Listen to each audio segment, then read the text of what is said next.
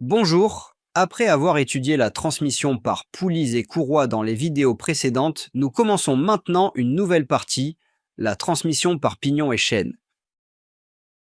Dans cette deuxième activité, nous allons remplacer la transmission précédente par une transmission par pignon et chaîne.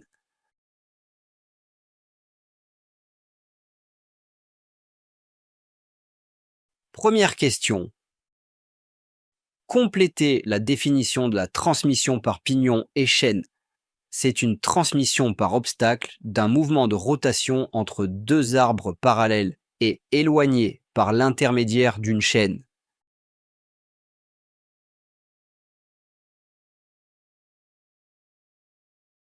Deuxième question. Complétez la figure ci-dessus par chaîne, roue, dentée, pignon.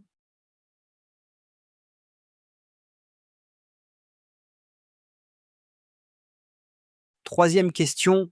Indiquez, à l'aide d'une flèche sur le schéma, le sens de rotation des roues dentées. Quatrième question. Sachant que le rapport de transmission R égale NR sur NM, ce qui est aussi égal à ZM sur ZR, avec N représente la vitesse de rotation en tours par minute et la lettre Z représente le nombre de dents des roues motrices et réceptrices. Petit a, remplir le tableau suivant. Déterminer le nombre de dents des deux roues motrices et réceptrices. Pour cela, puisque nous n'avons aucune donnée numérique, on voit bien qu'on peut compter directement le nombre des dents sur le pignon. On compte ensemble. 1, 2, 3, 4, 5, 6, 7, 8, 9, 10, 11, 12, 13, 14. Donc, ZM est égal à 14 dents. Sur la roue réceptrice, on compte 28 dents. Donc ZR est égal à 28. Petit b, déduire le rapport de transmission R. On utilise la formule R égale ZM divisé par ZR. Application numérique, 14 divisé par 28, cela donne 0,5. Donc, le rapport de transmission est égal à 0,5. Petit c, sachant que la vitesse de rotation de la roue réceptrice est de 100 tours par minute, calculez la vitesse du moteur. On utilise la même formule, R égale NR sur NM. On cherche ici la vitesse du moteur. Donc on transforme la formule. NM est égal à NR divisé par R. Application numérique, 100 divisé par 0,5. Cela donne 200 tours par minute. Donc la vitesse de la roue motrice est de 200 tours par minute. Petit d, cochez la bonne réponse. Ce système accélère-t-il ou ralentit-il la vitesse? Comme le rapport R est inférieur à 1, cela signifie qu'il y a une réduction de la vitesse. La vitesse de sortie est plus faible que celle du moteur. Donc ce système ralentit la vitesse. Passons maintenant au troisième type de transmission. La transmission par roue de friction, troisième activité. Nous allons remplacer la transmission précédente par une transmission par roue de friction. Première question. Complétez la définition de la transmission par roue de friction. Transmettre par adhérence un mouvement de rotation continu entre deux arbres rapprochés. L'adhérence est assurée par un système presseur. Deuxième question. Complétez la figure ci-dessus en indiquant la roue motrice et la roue réceptrice. Bien évidemment, la roue attachée au moteur est la roue motrice, et la roue entraînée est la roue réceptrice. Troisième question.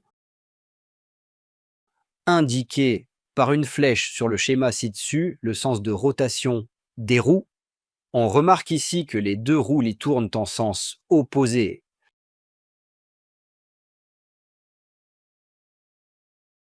Appliquons maintenant ces notions sur cette application. Première question. Donnez l'expression du rapport de transmission noté R. Le rapport de transmission R est égal à la vitesse de la roue réceptrice, divisé par la vitesse de la roue motrice.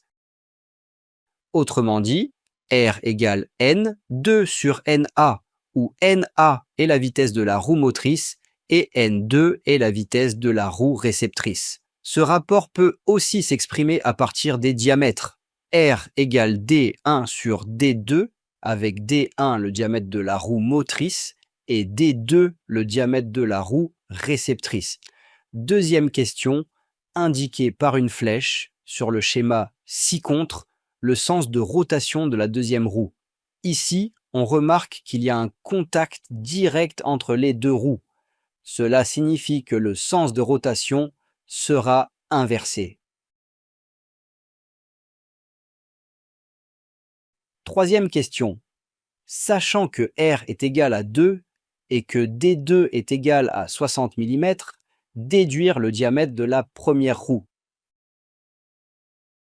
On utilise la formule du rapport des diamètres, R égale D1 sur D2. On cherche D1, donc on transforme la formule. D1 est égal à R fois D2. Application numérique, 2 fois 60, cela donne 120 mm. Quatrième question. Ce système est-il un réducteur de vitesse ou un multiplicateur de vitesse? Puisque R est supérieur à 1, on conclut que c'est un multiplicateur de vitesse. Justification. Un rapport supérieur à 1 signifie que la vitesse de sortie est plus élevée que celle d'entrée. Cinquième question. Déterminer la vitesse N1, sachant que N2 est égal à 400 tours par minute. On utilise cette fois la formule des vitesses. R égale N2 sur N1. On cherche N1, donc on transforme. N1 est égal à N2 divisé par R. Application numérique. N1 est égal à 400 divisé par 2. Cela donne 200 tours par minute. À cette étape de la vidéo, nous arrivons à la fin de la partie cours. Jusqu'à maintenant, vous avez tous les outils de base pour résoudre n'importe quel exercice sur la transmission de mouvement, que ce soit poulie et courroie, pignon et chaîne ou roue de friction. Passons maintenant aux choses sérieuses avec les exercices et les problèmes. Commençons par le premier exercice. On donne une poulie A de diamètre 4 cm et une poulie B de diamètre 8 cm. Les deux poulies sont reliées ensemble avec une courroie. La présence de la flèche sur la poulie A indique qu'il s'agit de la poulie motrice. Une troisième poulie C de diamètre 4 cm est fixée sur le même axe que la poulie B, formant ainsi une poulie étagée. Enfin, une quatrième poulie, D, de diamètre 16 cm, est reliée à la poulie C par une seconde courroie. L'ensemble forme une chaîne de transmission complète, composée de 4 poulies. Première question. Indiquez par une flèche le sens de rotation de chaque poulie. Commençons par les poulies A et B. Elles sont reliées par une courroie non croisée, donc elles tournent dans le même sens. Les poulies B et C sont sur le même axe, donc elles tournent au même sens et à la même vitesse, comme nous l'avons vu dans le cas des poulies étagées. Et enfin, les poulies C et D sont également reliées par une courroie, donc elles tournent aussi dans le même sens.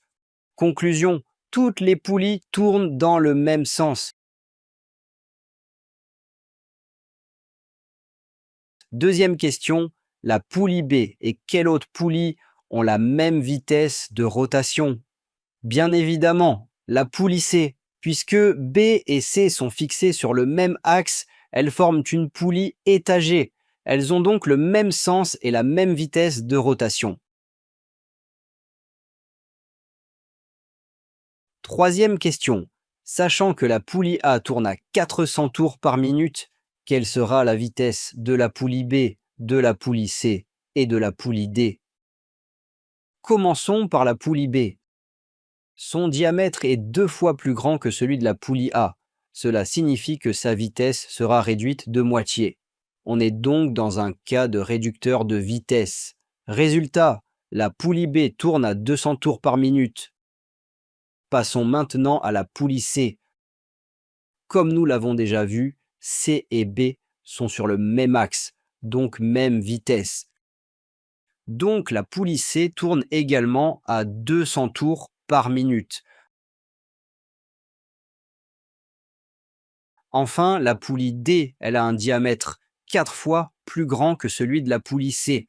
Comme la courroie relie C à D et que le rapport de diamètre est égal au rapport de vitesse, la vitesse de la poulie D sera divisée par 4 par rapport à C.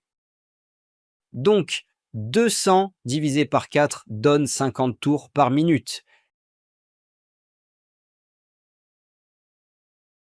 Et voilà, nous achevons cette vidéo avec ce premier exercice. On se retrouvera très bientôt avec plus d'exercices et d'applications concrètes. Merci pour votre attention et à bientôt.